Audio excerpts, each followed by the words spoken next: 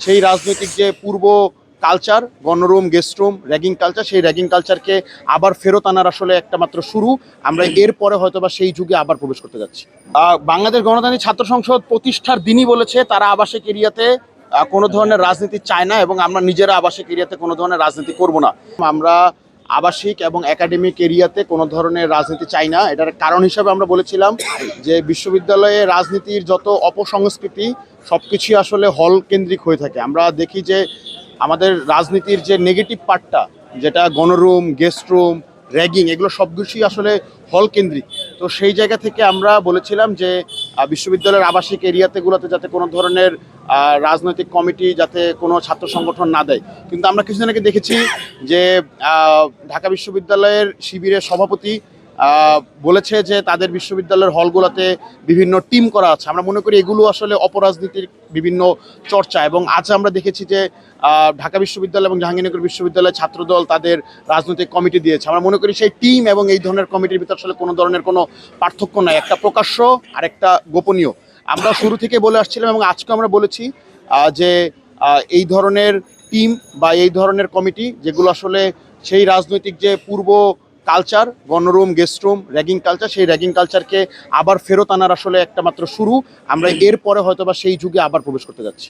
যখন আসলে কেন্দ্রীয়ভাবে রাজনৈতিক চর্চাটা হয় সেখানে আসলে প্রভাব প্রতিপত্তি বা পাওয়ার প্র্যাকটিসের জায়গাটা কম থাকে, কিন্তু হলে যখন আসলে আপনার কমিটি থাকে, হলে যখন আসলে আপনার রাজনৈতিক জিনিসগুলো থাকে, তখন আমরা দেখি যে সেই জোর করে মিছিল মিটিংয়ে নিয়ে আসা, তারপরে এই মিছিল মিটিংয়ে আনার জন্য গেস্ট রুম চালু করা।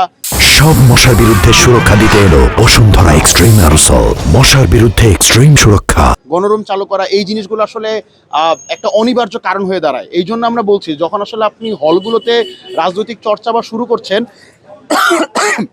যখন রাজনৈতিক চর্চা আপনি শুরু করছেন তখন আসলে সেই আশঙ্কাটা জাগে। এবং আমরা জানি যে বড় সংগঠন বা বড় ছাত্র সংগঠনগুলো যারা আসলে জাতীয় রাজনীতির সাথে সম্পৃক্ত, তাদের আসলে বিভিন্ন দায় থাকে বিশ্ববিদ্যালয়গুলোতে তাদের যে মাদার পার্টি, সেই মাদার পার্টির এজেন্ডা বাস্তবায়ন করার জন্য। সেই জায়গা থেকে আমরা আশঙ্কা করি যখন আসলে আপনি হলে রাজনীতি ঢুকাবেন, সেই হলের ছাত্ররা যারা আসলে রাজনীতির সাথে জড়িত, তারা তাদের হলে প্রভাব প্রতিপত্তি বৃদ্ধি করার জন্য তাদের পাওয়ার প্র্যাকটিসের জায়গা থেকে তারা আজ হোক বা কাল সেই গণরুম বা গেস্ট রুমের দিকে তারা আসলে ঝুঁকবে। সেই আশঙ্কার জায়গা থেকে আমরা প্রতিকার স্বরূপ আগে থেকে আমরা এই ভয়টা পাচ্ছি যে এই রাজনীতি হলগুলোতে প্রবেশ করার মাধ্যমে হলে আবার গণরুম, গেস্ট রুম, এই কালচারটা আবার ফেরত আসবে। বাংলাদেশ গণতান্ত্রিক ছাত্র সংসদ প্রতিষ্ঠার দিনই বলেছে তারা আবাসিক এরিয়াতে কোনো ধরনের রাজনীতি চায় না, এবং আমরা নিজেরা আবাসিক এরিয়াতে কোনো ধরনের রাজনীতি করব না। এবং শুধু যে আমরা করব না তা না, অন্য কেউ রাজনীতি করার চেষ্টা করলে আমরা সেটাকে সব শিক্ষার্থীদেরকে নিয়ে প্রতিহত করার চেষ্টা করব। ছাত্রলীগের সময় আমরা কিন্তু শুধু কমিটি কেন্দ্রিক, আমরা বলছি যে হলগুলোতে রাজনীতি করা যাবে না। আজকে যেটা হয়েছে এটা একটা অফিসিয়ালি ঘোষণা দিয়ে হলগুলোতে রাজনীতি প্রবেশ করেছে।